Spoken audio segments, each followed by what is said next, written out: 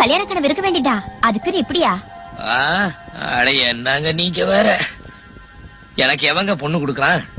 மணி அடிச்சா சோறு, மாசமானா சம்பளம்னு 4 எழுத்து படிச்சுட்டு அரசாங்க உத்தியோகத்துல பேங்க்ல வேலை பார்த்தாதானே பொண்ணு குடுக்கறானுங்க. நம்ம தான் படிக்கலீங்களே. ஏதோ வானம் பார்த்த பூமியை நம்பி வறண்டு போன நிலமே பழப்புன்னு கிடக்கிற விவசாயி தானுங்களே. படிப்பும் பகட்டும் எனக்கு இல்லைன்னு சொல்லிட்டு தாங்க இவ்வளவு. என்ன உளறீங்க? பகட்டா எல்லாரும் சட்டை போட்டுட்டு தெரியலாம், ஆனா அதுக்கு பருத்திய விளைய வைக்கிறதே நீங்க தான். நீங்க சேத்துல கால் வைக்கலனா நாங்க சோத்துல கை வைக்க முடியாது.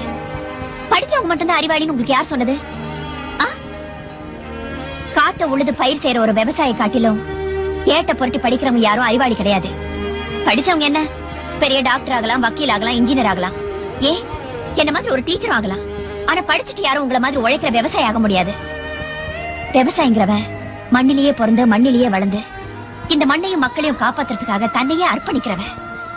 ஒரு விவசாயி மாதிரி இந்த இயற்கையை நேசிக்கிறவனோ உணர்ந்தவனோ வேற யாரும் இருக்க முடியாது.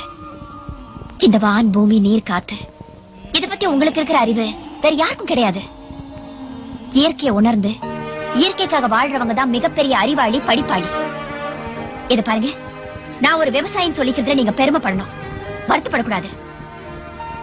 சரிங்க. என்னது கைய கட்டிக்கிட்டு? கையெடுங்க. இல்ல, நீங்க எம்பட்டு பெரிய படிப்பு படிச்சிருக்கேன் இப்பதாங்க புரியுது. அதெல்லாம் மரியாதை கை தானா. நீங்க யார் முன்னாடி கை கட்டி நிக்க கூடாது. ஒரு விவசாயி முன்னாடி இந்த நாடுதான் கை கட்டி நிக்கணும்.